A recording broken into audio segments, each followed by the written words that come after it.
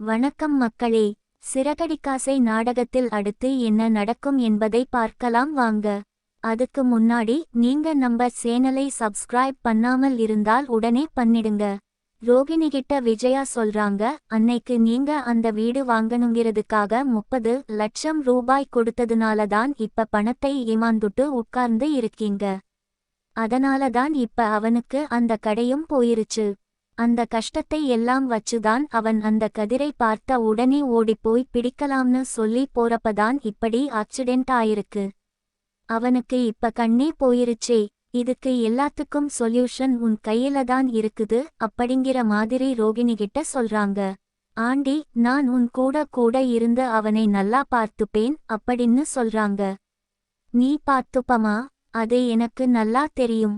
ஆனா அதைவிட முக்கியமான விஷயம், இப்ப பணம் ரொம்ப அர்ஜெண்டா தேவைப்படுது. உங்க அப்பாவுடைய சொத்து எல்லாம் உனக்குத்தானே வரப்போகுது. அதனால நீ இதுக்கு மேலையும் எதுவும் காரணம் சொல்லிட்டு இருக்காத. உங்க மாமா கிட்ட சொல்லி அந்த கேஸ் நடத்துறது எல்லாம் நடந்துட்டு இருக்கு போகுது அதுபோல. ஆனா உங்க மாமா கிட்ட இருந்து கொஞ்சம் காசு வாங்கிட்டு இந்த முத்துக்கெல்லாம் கொடுக்க வேண்டிய பணத்தையும் கொடுத்துரு. அது மட்டும் இல்லாம இப்போ அவனுக்கு ஆபரேஷனுக்கு பணம் எவ்வளவு கோடிக்கணக்குல செலவாகும்னு வேற சொல்லி இருக்காங்க. அதனால அவனுக்கு கண் பார்வை ரொம்ப முக்கியம் இல்லை வாழ்க்கையில. அதனால நீ கொஞ்சம் பணத்தை மட்டும் ஏற்பாடு பண்ணுமா? உங்க மாமா கிட்ட சொல்லின்னு சொல்றாங்க. இதை கேட்டு முத்து மீனா கிட்ட சொல்றாங்க, இங்க பாரு, இந்த பாடல் நம்ம முழிக்கிற மொழியே சரியில்லை எனக்கு. நான் நினைக்கிறது கரெக்டா இருந்ததுன்னா கண்டிப்பா அது இப்ப ஓகேன்னு சொல்லிட்டு கடைசில ஏதாவது ஒரு திலால பார்த்துட்டு அதுக்கப்புறம் அந்த பணம் எங்களுக்கு வராது, சொத்து வராதுன்னு ஏதாவது சொல்லும் பாரு அப்படின்னு சொல்றாங்க. ஏங்க நீங்க வேற இந்த மாதிரி சூழ்நிலையில கூட இப்படி சந்தேகப்பட்டு இருக்கீங்களே அப்படின்னு சொல்றாங்க. அமைதியா இருமீனா, நான் சொல்றதுதான் நடக்கும் பாரு அப்படின்னு சொல்றாங்க. அதே போல ரோகிணிங்க, சரிங்க ஆண்டி, நான் எங்க மாமா கிட்ட பேசி பாக்குறேன் அப்படின்னு சொல்றாங்க. என்னமா பேசி பாக்குறேங்க? இந்த மாதிரி அவசரமான சூழ்நிலையில கூட சொந்தக்காரங்க பண உதவி பண்ணினா என்ன பண்ண முடியும் அப்படின்னு சொல்லிட்டு இருக்காங்க. இப்பவே கால் பண்ணு அப்படின்னு சொல்றாங்க. ஆண்டி, அவர் இப்ப எங்க இருக்காரோ, எங்க எந்த கண்ட்ரில இருக்காரோ, இப்ப நைட் டைமா பகல் டைமான்னு கூட எனக்கு தெரியாது. நான் கண்டிப்பா பேசிட்டு உங்களுக்கு நான் ஒரு கொஞ்ச நேரத்துல சொல்றேன் அப்படின்னு சொல்றாங்க.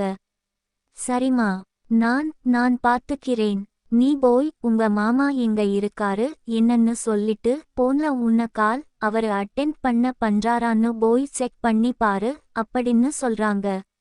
அதே போல ரோகிணியும் போய் அந்த பக்கம் பேசுறேன்னு சொல்லிட்டு போயிடுறாங்க.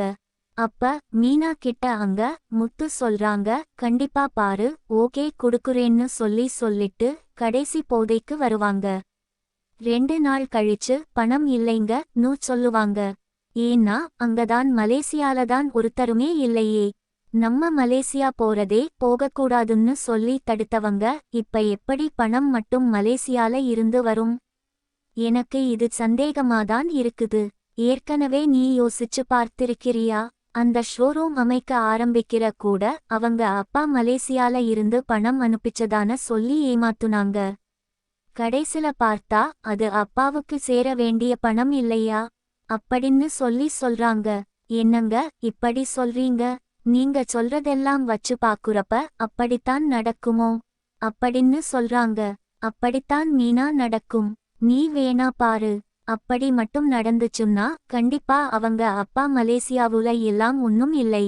அது ஏதோ புரட்டால் விட்டுட்டு இருக்குது அப்படின்னு சொல்றாங்க. அப்ப இங்க வந்தாரு இல்ல அவரு, அவங்க மலேசியா மாமா அப்படின்னு சொல்றாங்க. அவரு என்னைக்காவது ஒரு நாள் கையும் காலுமா மாட்டுவாரு. நடிக்கிறதுக்கு ஆள் இல்லை, காசு கொடுத்தா யாரோ ஒருத்தர் நடிக்க போறாங்க அப்படின்னு சொல்றாங்க. ஆனாலும் நம்ம அவரை திரும்ப எங்கேயுமே பார்த்ததே இல்லையேங்க அப்படின்னு சொல்றாங்க. அதெல்லாம் நடக்கும் பாரு, நீ வேணா பாரு அப்படின்னு சொல்லிட்டு இருக்காங்க. அதே போல இங்க ரோகிணி, ஆண்டி, அவர் ஒரு பணம் ஏற்பாடு பண்றேன்னு சொல்லி இருக்காருங்க. ஆண்டி ஒரு 2 டேஸ் டைம் கொடுக்க சொல்லி இருக்காரு. கேஸ் வேற ரொம்ப எண்டிங்ல போயிட்டு இருக்கும் போல இருக்கு அப்படின்னு சொல்றாங்க. இதை கேட்டு விஜயாவும் சரிம்மா 2 நாள் எப்படி பணம் வந்தா சரி அப்படின்னு சொல்றாங்க. அடுத்த 2 நாள் கழிச்சு கரெக்டா பிரவுன் பண்ணிட்டு இருந்து கால் வருது. கால் வந்தது மட்டும் இல்லாம சொல்லுங்க அங்கிள் பணம் ஏற்பாடு பண்ணிட்டீங்களா அப்படின்னு சொல்லி கேக்குறாங்க. என்னை மன்னிச்சிரு ரோகிணி, ஏன்னா கேஸுக்கே வந்து நிறைய பணம் செலவாயிருச்சு. அது மட்டும் இல்லாம கேஸ் நமக்கு சாதகமா தீர்ப்பாகவே இல்லை. எல்லா சத்தும் போயிருச்சுமா அப்படின்னு சொல்றாங்க. இதை வந்து விஜயா கேக்குற மாதிரியே போன ஸ்பீக்கர்ல போட்டு பேசுறாங்க. ரோகிணி அப்ப வந்துட்டு என்னம்மா சொல்றாரு உங்க மாமா அப்படின்னு சொல்றாங்க. அதாங்க ஆண்டி, எனக்கும் ஒன்னும் புரியல. எனக்கே தலை சுத்தி போச்சு அப்படின்னு சொல்றாங்க. கொடு போன அப்படின்னு சொல்லிட்டு என்னங்க எப்படி சொல்றீங்க சம்மந்தி அப்படின்னு கேக்குறாங்க. ஆமாங்கம்மா, எதிர்பார்க்காத விதமா இங்க கேஸ் வந்து இப்ப சாதகமா அமையல.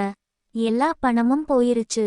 அவங்க அப்பா கத்தி காத்து இத்தனை நாள் சம்பாரிச்ச பணம் எல்லாம் கோடி கொடுங்க, எல்லாமே வேஸ்டா போயிருச்சு அப்படின்னு சொல்றாங்க. இதை நம்பித்தான் நாங்க இங்க இவனை அட்மிட் வேற பண்ணிருக்கோம். தேவையில்லை எங்களுக்கு. பாஸ், இப்ப ரொம்ப அர்ஜெண்டா ஒரு ₹1 கோடி கிட்ட தேவைப்படுது. எனக்கு பணம் அர்ஜெண்டா வேணுமே அப்படின்னு சொல்றாங்க. என்னமா பண்ண முடியும் அப்படின்னு சொல்றாங்க. ஏங்க, உங்ககிட்ட இருக்கும்ல கொஞ்சம் பணம் கொடுங்க. அதுக்கப்புறம் ரோகிணி திரும்ப கொஞ்சம் கொஞ்சமா குடுத்துருவா அப்படின்னு சொல்றாங்க. இல்லம்மா, இப்பவே நான் கேஸ்க்கு எல்லாமே நிறைய செலவு பண்ணிட்டேன். என்கிட்ட இப்ப பணம் இல்லை. சரி, நான் மறுபடியும் கூப்பிடுறேன் அப்படின்னு சொல்லிட்டு போன கட் பண்ணி வச்சர்றாங்க. அடுத்த விஜயா, என்னம்மா இப்படி சொல்லிட்டாரு? அப்போ உன் வீட்டு சைடுல இருந்து உனக்கு எந்த பணமுமே வராதா அப்படின்னு சொல்லிட்டு இருக்காங்க. அப்ப கரெக்டா முத்து இந்த விஷயத்தை பேசுறதெல்லாம் கேக்குறாங்க. என்னமோ கோடீஸ்வரர் வீட்டு மருமகன் அப்படி இப்படின்னு எல்லாம் சொல்லிட்டு இருந்தீங்க. இப்ப ₹1 கூட வராதுன்னு சொல்லிட்டு இருக்கீங்க. எல்லாம் நான் கேட்டுட்டுதான் இருக்கேன். எனக்கு தெரியும், மலேசியாவுல இருந்து பணம் வராதுன்னு எனக்கு ஏற்கனவே தெரியும் அப்படின்னு சொல்றாங்க. என்ன முத்து நம்ம மேல சந்தேகப்பட்டு பேசுறானா அப்படிங்கிற மாதிரி ரோகிணி யோசிக்கிறாங்க. ஏன்னா அங்க பணம்தான் இல்லையே அப்படின்னு சொல்றாங்க. இவனுக்கு கன்ஃபார்மா நம்ம மேல டவுட் வந்துருச்சு. பரவாயில்லை, ஏதாவது ஒன்னு சொல்லி சமாளிப்போம் அப்படின்னு சொல்லிட்டு என்னங்க முத்து, வேணும்னே வந்து பணம் இல்லை நான் சொல்றாங்க. அதான் எங்க அப்பாக்கு கேஸ் வந்து சாதகமா அமையலன்னு சொல்லி இப்பதானே அங்கிள் பேசினாரு. கேட்டுட்டு தானே இருந்தீங்க அப்படின்னு சொல்றாங்க. ஆமா ஆமா, கேட்டேன். எல்லாத்தையும் தானே கேட்டேன் அப்படின்னு சொல்லிட்டு மறுபடியும் போயிடுறாங்க. இப்ப மீனா கிட்ட போய் முத்து சொல்றாங்க, பாத்தியா, நான் சொன்ன மாதிரியே பணம் இல்லை நு சொல்லி சமாளிச்சிருச்சு. பாத்தியா, எனக்கு தெரியும் மீனா, அங்க யாருமே கிடையாது. இது இங்கதான் இருக்குது. ஆனா வந்து மலேசியால இருந்து வந்ததா சொல்லிட்டு இருக்குது. ஏன்னா பார்வதி ஆண்டி கூட என்ன சொன்னாங்க? மலேசியால இருந்துதா சொன்னதா தானே சொன்னாங்க.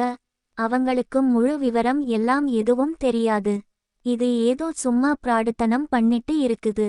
என்னைக்கு இருந்தாலும் ஒரு நாள் கையும் கழுமா கை மாட்டும் அப்படின்னு சொல்றாங்க.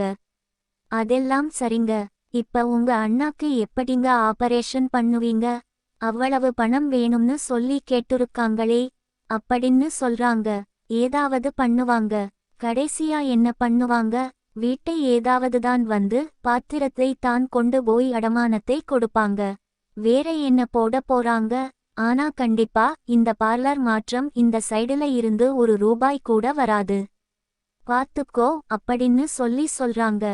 சரிங்க, இப்போதைக்கு உங்க அண்ணாவுடைய உடம்பை தான் நம்ம பார்க்க வேண்டியதா இருக்குது. ஏதாவது பண்ணி அவருக்கு ஆபரேஷன் பண்ணி மீண்டும் கண்ணு வந்துரணும் அப்படின்னு சொல்றாங்க. ஆமா அப்படின்னு சொல்லிட்டு